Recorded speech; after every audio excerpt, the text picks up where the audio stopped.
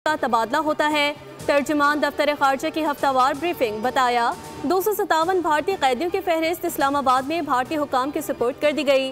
वजारत खारजा के तर्जुमान ने कहा कि भारत के चुनाव पर डैम बनाने की मंजूरी पर पाकिस्तान ने तफसीलात तलब कर ली हैं। डैम बनाने से मुतालिक इंडस वाटर कमिश्नर ने तफसीलात तलब की हैं। डैम मंसूबे से मुतालिक अभी तक कोई इंफॉर्मेशन शेयर नहीं की गई। सिंध ताश माहिदे के तहत मंसूबा बनने से पहले तफसीलात शेयर करना ही जरूरी होती हैं। भारत सिंध ताश माहिदे की पासदारी करे।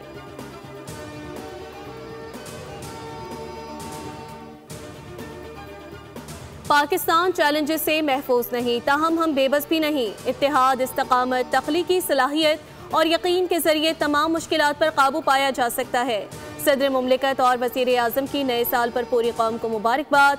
मुल्क की तरक्की और खुशहाली के लिए दुआएं। सदर आसिफ अली जरदारी ने अपने पैगाम में कहा कि बहैसियत कौम और पाकिस्तान के निगहबान की हमें अपनी जिम्मेदारियों की तजदीद करना होगी। वज़ीर आज़म ने कहा, खुदा करे नया साल मुल्क के लिए खुशहाली, तरक्की और इस्तेहकाम की नवीद लेकर आए। पूरी कौम बहादुर अफवाज के शाना बशाना खड़ी होकर मुल्क के दिफा के लिए सीसा पिलाई दीवार साबित होगी।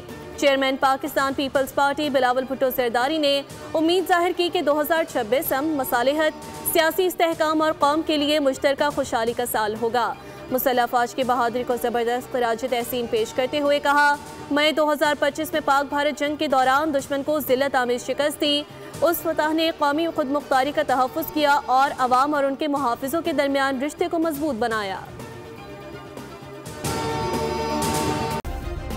सब्सक्राइब करें और बेल दबाएं ताकि कोई खबर रह न जाए।